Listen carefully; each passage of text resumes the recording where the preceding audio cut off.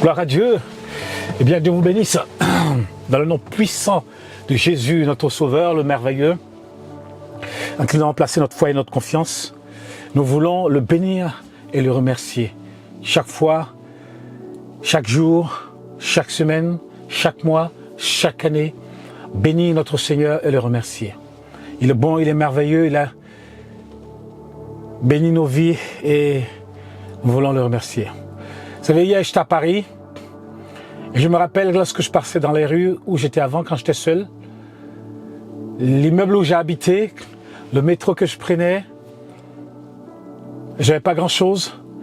Et là, chaque fois lorsque je passe dans la rue, je passe à côté de l'immeuble, dans le métro et tout ça, j'ai dit, Seigneur Jésus, tu es bon et tu es grand. Regarde ce que tu as fait de moi. Tu es merveilleux. Dieu nous fait passer des ténèbres à sa lumière.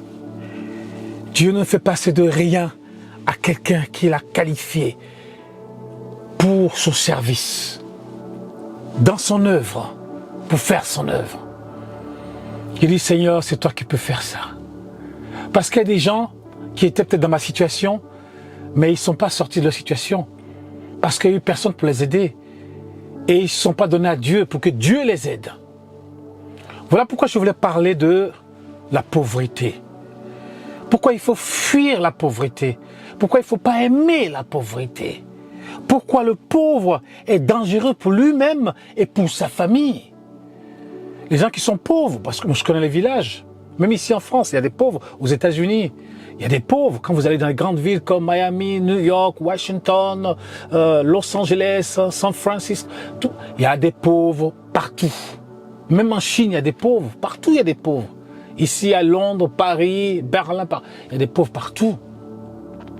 Certains n'ont pas voulu parce qu'ils ont eu des problèmes dans leur famille, ils ont eu la maladie, ils ont eu des accidents. Mais pourquoi? Eh bien, certains se plaisent dans leur pauvreté. Certains sont contents dans leur pauvreté. Mais nous qui sommes en Jésus-Christ, nous devons fuir la pauvreté. Parce que la pauvreté n'est pas une vertu. La pauvreté n'est pas une vertu. Vous savez, j'ai vu un monsieur quand j'étais petit, on était parti fêter la fête de Noël. Et après, quand on a chanté toute la nuit, on s'est réjouis, on a écouté la parole de Dieu et tout ça. Et le matin, les dames préparent et tout, et on mange. Mais j'ai vu un monsieur qui avait un problème au pied, très grave au pied. Et il délirait complètement, il a commencé à crier. Il criait et tout ça, et personne ne pouvait l'aider. Il délirait complètement et personne ne pouvait. Parce qu'il était pauvre. Je ne sais pas ce qu'il est devenu, peut-être qu'il est mort après. Mais parce qu'il était pauvre. Tellement il souffrait, il a commencé à délirer dans sa tête. Et là, je le regardais, j'ai dit, mais... Et ça m'a marqué, j'ai dit, mais parce qu'il est pauvre, il ne peut même pas se soigner. Parce qu'il est pauvre, il ne peut pas louer un taxi pour partir à l'hôpital. Parce qu'il est pauvre, il ne pourra pas se payer des médicaments. Et certains, même parce qu'ils sont pauvres, même un seul comprimé, ils ne pourront pas payer, ils vont mourir à cause d'un seul comprimé. Quand tu vas dans les hôpitaux, certains, pour rien du tout, pour 1000 francs CFA, pour 1 euro, si vous voulez, ou 2 euros, pour rien du tout, il y a des gens qui meurent dans les hôpitaux. Parce qu'ils sont pauvres, parce que s'ils ne payent pas, le médecin ne pourra rien faire pour eux, on ne pourra pas les hospitaliser, et ils meurent comme ça. Sans argent dans les hôpitaux, eh bien on ne peut pas te soigner. Sans argent, tu ne peux pas aller à la pharmacie pour leur dire « donnez-moi des médicaments ». Non, les médicaments, ils payent les médicaments. Donc les gens meurent sans argent dans les hôpitaux, ils ne peuvent pas se payer des médicaments, donc les gens meurent. Et j'ai jamais vu quelqu'un qui dit « je viens d'une famille pauvre et vraiment on est heureux comme ça, donc on veut rester dans la pauvreté et vraiment de génération en génération on veut être pauvre et eh bien c'est comme ça ». Les gens veulent s'en sortir, mais il faut en vouloir, il faut vouloir s'en sortir. C'est ça. Et pourquoi il faut fuir la pauvreté? Et pourquoi le pauvre est dangereux pour lui-même et dangereux pour sa famille? Parce que le pauvre dit toujours non. Ses enfants lui disent, papa, on veut partir à Walt Disney. Non. Papa, est-ce que tu peux acheter les baskets? Non. Papa, est-ce qu'on peut aller au restaurant? Non. Papa, est-ce que on peut changer de chemise? Non. Papa, est-ce qu'on peut aller en vacances pendant cet été? Non. Papa, est-ce que tu peux payer mes études? Non. Je viens d'avoir mon bac. Est-ce que tu peux payer mes études? Non. Papa, pourquoi on n'a pas de maison? Est-ce que tu peux construire une maison? Non. Est-ce que tu peux acheter une voiture? Non. Est-ce qu'on peut faire ceci, cela? Non. Il va toujours dire non et non. Le pauvre dit toujours non. Parce qu'il n'a pas les moyens de partir en vacances, n'a pas le moyen d'aller à Walt Disney, il n'a pas le moyen de voyager, de s'acheter une voiture, de se construire une maison, il n'a pas les moyens, il n'a pas les moyens. Il n'a pas les moyens. Et il va toujours dire non. Et il est en danger pour lui-même, parce que lui-même, s'il tombe malade, il peut mourir gratuitement pour rien du tout. Pour rien du tout, il peut mourir. Si son enfant tombe malade, son enfant peut mourir parce qu'il ne pourra pas soigner si sa femme tombe malade. Il ne peut pas soigner sa femme, ses parents, les gens de sa famille ne peuvent pas les soigner. Voilà pourquoi il faut fuir la pauvreté. Il faut fuir la pauvreté. La première fois que je suis arrivé à Roissy, la première phrase qui m'est venue en tête, c'est, j'ai dit, Seigneur, je ne veux pas être pauvre. Oui, c'est la vérité, je vous dis. Parce que j'ai vu des gens, c'est habillé bizarrement. J'ai dit, Seigneur, je viens de mettre mon pied ici en Europe. Je ne veux pas vivre la pauvreté. Je ne veux pas être pauvre. Je ne veux pas être comme eux. Et quelquefois, j'ai été traumatisé de voir qu'à Paris, certains Africains vivent dans des maisons complètement, waouh, délabrées, dans des quartiers délabrés, dans des situations pas possibles. J'ai été choqué de voir cela. C'est vrai que lorsque je suis arrivé en France, j'étais dans un milieu, j'ai dit plutôt un milieu bourgeois. Donc j'ai pas été choqué. Mais c'est quand après que j'ai donné ma vie au Seigneur et que je suis passé de l'autre côté avec les chrétiens, c'est un chrétien, que j'ai commencé à voir que il y a des chrétiens qui vivent dans la misère. Je dis, comment ils peuvent accepter de telles conditions, vivre dans la misère? Ils veulent pas que leurs conditions changent. Ils veulent pas, je sais pas, que leur situation change. 10 ans après, c'est les mêmes conditions, les mêmes situations. Comment se fait-il? Ils n'ont rien ici, ils n'ont rien au pays. Ils n'ont rien entrepris ici, ni au pays. Et ils disent toujours non à leur femme. Elle veut acheter un sac, non. Madame veut acheter des chaussures, non. Madame veut voyager, non. Madame veut aller au restaurant, non. Madame veut faire ceci, cela, non. Est-ce qu'on peut s'acheter quand même une voiture quand même de qualité? Non. Est-ce qu'on peut se faire construire une maison ou acheter un appartement? Non. Le pauvre dit toujours non. Nahin, non.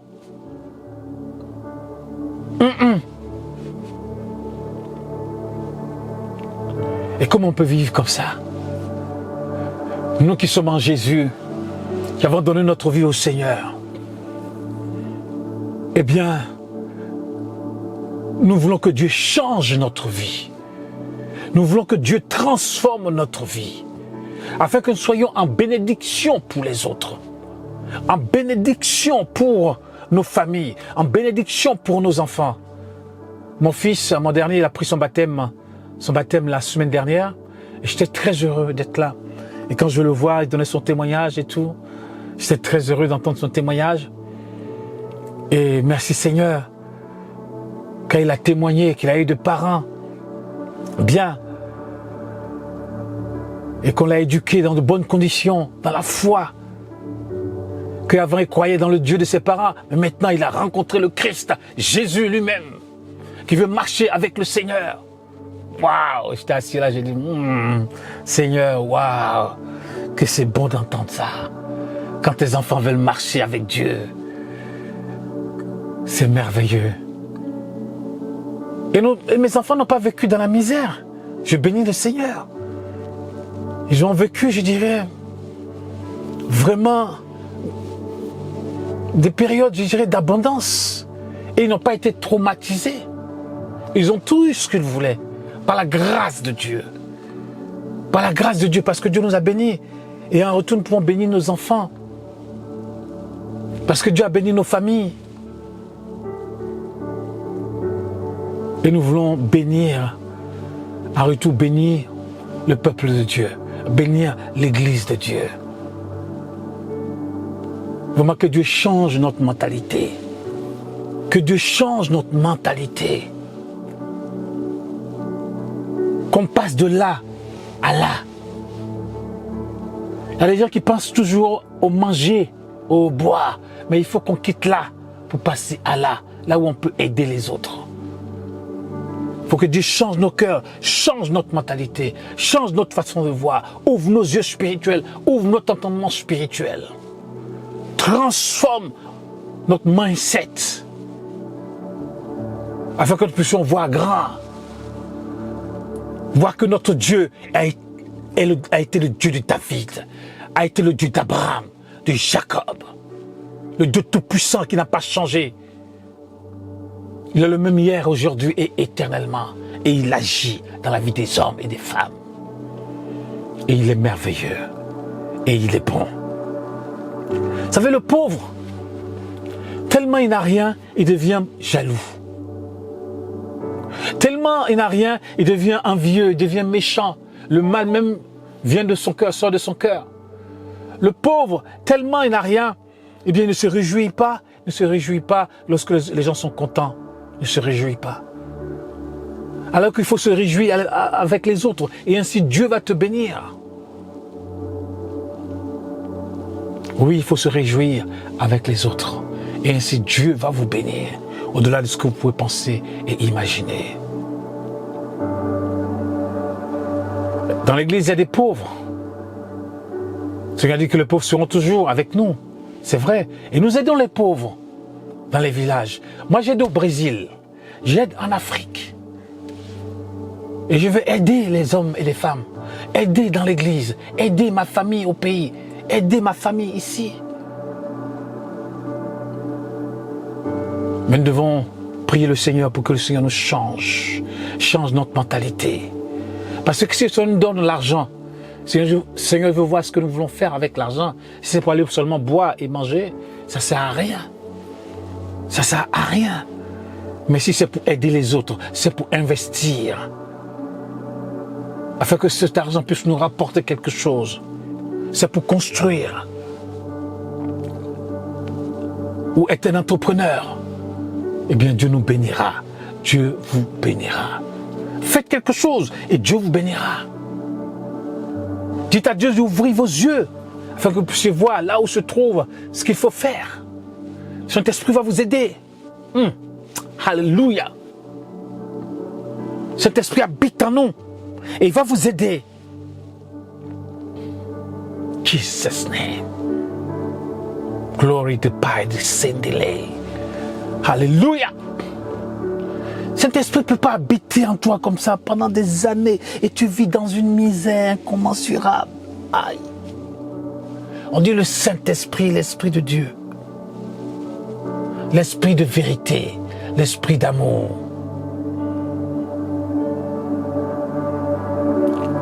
La parole dit que l'Esprit de Dieu se mouvait à la surface des eaux avant que toute chose ne soit créée. Saint-Esprit connaît toutes choses. Il sait comment il peut te transformer. Il sait comment il peut te bénir. Et toute ta vie, tu restes là comme ça, tu restes là dans la misère. Alors que Dieu peut faire quelque chose avec toi.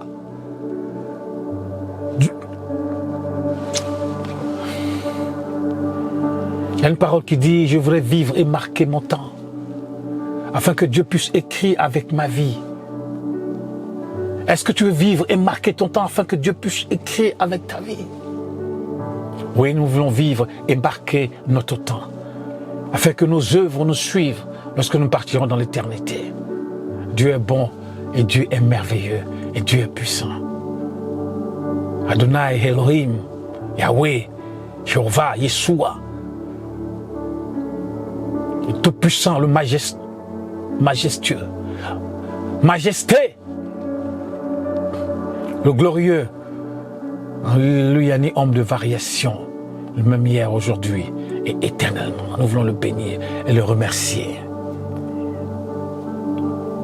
Il est celui qui a béni Abraham. Abraham n'était rien, mais Dieu l'avait béni. Il est celui qui a béni David. David vient d'une petite famille, il n'était rien, berger, mais comment Dieu l'a béni. Il est celui qui bénit encore aujourd'hui. Il est celui qui est assis sur son trône éternel et il n'a pas changé. Il n'est pas l'homme, mais il est le Dieu éternel. Et sa main n'est pas courte, sa main est puissante pour te bénir. Alors aujourd'hui, reçois dans le nom puissant de Jésus-Christ dans ta vie la bénédiction de Dieu, l'excellence en Jésus-Christ. L'excellence en Jésus-Christ. In the name of Jesus. Regarde ce que Dieu m'a donné. Moi, j'avais rien. Dieu peut donner la même chose. Oui, si tu marches dans l'obéissance, dans la soumission, en observant la parole de Dieu. Et quand Dieu te voit, il a le sourire. Il dit, celui-là, je vais le bénir. Je vais le bénir, mon enfant. Et il sera en bénédiction pour les autres. Alléluia. Que Dieu vous bénisse là où vous êtes. Et soyez en bénédiction pour les autres. God bless you guys. Peace in the name of Jesus. Amen. Amen.